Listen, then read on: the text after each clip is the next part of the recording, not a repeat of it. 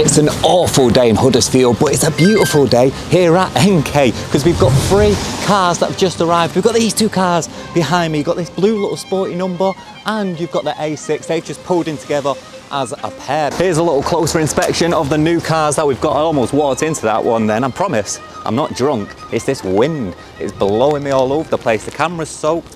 I'm soaked. We're going to stick a pin in that Mercedes for a second and we're going to focus in on this Audi A6 because I'm going to be honest with you, it's looking a little bit boring. Now I understand the Audi A6 is supposed to be a luxury, comfortable prestige car and the focus really is on the interior and the quality of the drive. And you know, we're off the back of filming loads of Audi RS3 content and that was a high performance car that looked like a high performance car. In comparison, this just isn't up to scratch. So we've had a conversation and we've decided the best thing to do is to make this car look a little bit more high performance. And as such, we're going to run this through our entire preparation process and I'm going to be sharing all the behind the scenes with you and explaining as we go along what we're actually doing. So if you're the niche person that has an Audi A6 and you want it to look a little bit more high performance and you don't know where to start, my friend, I'm about to tell you where to start. Because for you, it's been about 5 seconds. For me, it's been about 3 days. So today, we're going to be changing the body kit on it. So we've got the guy here, he's going to be taking off the original rear diffuser and we're going to be adding on this more, what's your adverb? Sporter? More sporty, yeah. This more sporty one. Can I touch this? Yeah. So here's the sporty one. I think I've got it upside down. No, that's the right way. That's the right way? Okay, yeah, that looks sporty. So hopefully, by the end of this video, unless the guy breaks something, nope, this should be replaced with something a lot more aesthetic. First things first, you've got to pick up the right rear diffuser. Once you get that, it's just a case of taking off the sticky bits, finding where it fits up, and then bolting it in place so it don't come flying off when you're going down the motorway at 70 miles per hour.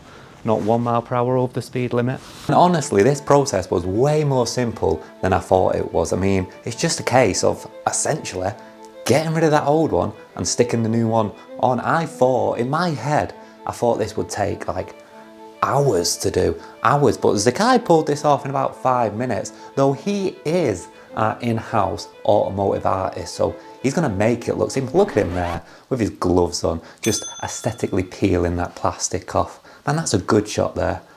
Anyway, he made the whole process look simple. It was just a matter of lining it up where it should go. Once you've got the right parts, everything kind of goes into place. More than anything, it just seemed like a fiddly job. It's a lot of finding where things click in and finding where things screw in. At this point, the guy's thinking, this is a 2-man job and I'm on my own and I wasn't going to help because I was just there filming. But we found one of the other lads to come jump in and help out on this. And this seemingly is the same process all around the car with the front splitter, with the side skirts. It's just a lot of fiddling around. You kind of got to know where things attach and where things go, but you could probably work this out on your own, though I would dedicate like a good day to it with some good weather, which luckily when we was putting this on, the weather did shine through for us. The next step in achieving a sportier looking cars are the wheels, specifically the calipers. These rusty looking calipers just bring down the entire aesthetic of a car, and any fast car for some reason has red or blue calipers. So we're going to take all the wheels off, we're going to get a wire brush, we're going to run that around all these calipers, get rid of any rust bits, any debris, any like filthy bits, and then we're going to paint them all red. It should look, it's a small detail, should make it look 1,000 times better. So let's do that. Once again, this is a job that's just way more fiddly than it is difficult. That being said, this is the one thing, that's the wheels beforehand by the way, this is the one thing I would suggest getting help with, taking the car to a body shop or a garage and not doing yourself, because it really helps to get the car up and it's such a long process and I feel like there's so much that could go wrong during this. You really will take it to a professional. I mean, just getting the wheels off alone took longer than it did to put the whole new body kit on it. It was such a long job, this one. I couldn't even stick around and wait for them to start painting because it was taking all day just to prepare to begin to start painting. So I'm going to leave them to it. I'm going to go home. I'll be back in about 2 days and I'll see how they're getting on. Ooh, look at these bad boys, right? My first time seeing this since it's been done. It's been 2 days for me, about 10 seconds for yourself, 2 days for me. But the calipers have been done and I'm sure you'll agree it looks way better now. It just looks sleeker. That little piece of red that you see, it's such a small thing. It's a small thing, but it's a big job because you've got to take all the wheels off. You've got to, you know, wire brush them down, and these were quite filthy. You've got to do all of this. You've got to cover it up, you've got to paint it red, and you've got to put it all back together again, just so you've got this small piece of red that peeks through. But I'm sure you'll agree, it looks way more sporty, especially on a car like this, which is just like jet black. That little contrast, that little pop of colour, it just adds a sense of, I don't know, some kind of like luxury to it, prestige. Adds a sense of prestige. It's been about 3 days or so. The good news is the A6 is now complete. It's got the body kit on, it's all finished. It just needs cleaning up and a little bit tinkering at the end bits, reg plate and such. I've not seen it yet. Nad's telling me it's round the back. He's going to bring it round for me. But whilst I wait for him to hurry up and bring this car around, let me stick a before photo up so you remember what it looked like before. Where is he? Taking his time, that's what he's doing. Here we go, the A6, look at this body kit, way more sporty. Obviously, it needs a reg plate on the front, right? But look at this thing. We've got a little car in the back, I don't even know whose car that is. Look at this, okay? Bring it on in, bring it on in. Looking slick, we've got the front splitter there. The wheels are looking good. We've got the red calipers on the wheels. Just look at those that got painted.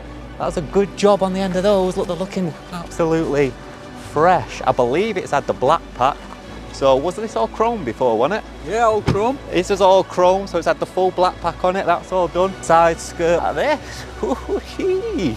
Let me take you on a tour. So we fitted the front splitter. This is one of my favourite parts about the custom journey on these cars. I think as soon as you get that front splitter on, it just transforms the look of the car. This was much the same as the process with the diffuser, so I'm not going to bore you by going through all that again, but it's a case of getting rid of what's already there, getting in the new front splitter, or getting a front splitter in the first place, finding where it connects, putting it on. Once again, like everything in this custom journey with these cars, a lot of it is just fiddler. It's fiddling around, it's finding where it connects, and it's making sure you've got the right one, it's making sure that it fits, and it's putting it on. But so that's been done, looking way more aggressive. I'm not sure if that Audi badge, I don't think was black before. We've obviously put the black pack on this, so you know what, let me explain that. All of this was chrome before, it's now fully black. So we've wrapped all those little chrome bits to make it black. Why? Because the chrome coming through, it just looks a bit odd. One of those little small processes that just help it look more. I think the whole car just being black with those little colour bits coming out just looks a lot better. And obviously we've already spoke about the wheels, but let's get a nice shot from far away now. See, it's just like I was mentioning before, that little bit of red, the contrast looks way better than it looked before with those little rusty calipers coming through. Are you crazy? Little rusty orange calipers. Nobody wants to buy that. That's disgusting. Now it's looking fresh, and bits that you don't even notice that I'm just picking up on now. Picking this up as I'm speaking is things like this, the S badge here, that little bit of red with that red, it just ties it in completely. It looks 100 times better. One of the big questions we get any time we customise a car like this, what is my hair doing? What is the weather out here in Huddersfield is so unpredictable. The question we get asked is, why not just buy the car that you want? Ignore the hair. Why would you not just buy the car you want? So if you want a more aggressive car, and I started this video by comparing this with the Audi RS3. If you want something to look like an Audi RS3, why not just buy the RS3? Well, for two reasons. Number one, actually, scratch that, 3 reasons. Number one, price. It's often cheaper to get a car like this and customise it the way that you want. It's that uniqueness. It's having a car that nobody else has got, something completely unique to you. You can customise the entirety of the journey in a way that suits you. And number 3 is so you've got the best of both worlds. I would argue that the A6, even though it's a cheaper car than say the RS3, has got a way better interior. This is made to be sat in and it's made to be comfortable. It's not made to be a high performance vehicle.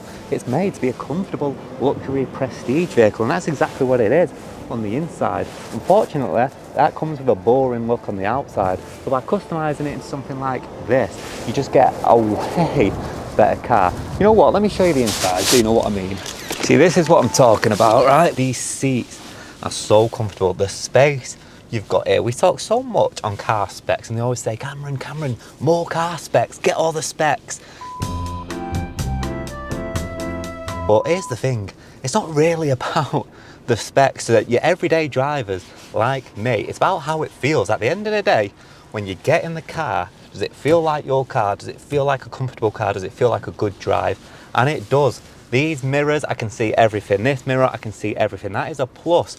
The window, it's big. I'm not too low to the floor. I'm not too high up. The seats are comfortable. I could be driving on a long journey. I could drive from here at NK down to London in this car and I would be comfortable. I could sleep here easy. It's a car you want to eat your lunch in.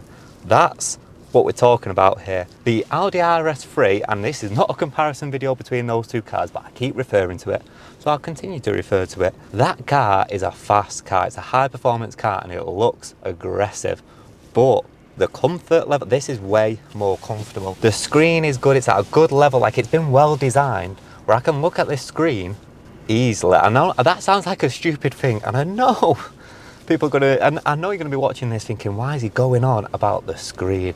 But honestly, it's because the screens in cars nowadays are either too small and they're up here, or they're over here and they're there. And the cars that normally look like we made this car look, they don't have the comfort this does. I'm getting way, the cup holders, lovely cup holder, look at that. You probably can't see this, but I can close that. It doesn't even need to be there. This is a feature that you're only going to get in prestige cars. I love this. And this is exactly why we customize these cars, because you want this kind of comfort, but you want the car to look aggressive. You want it to look like a bad boy car, and now it does.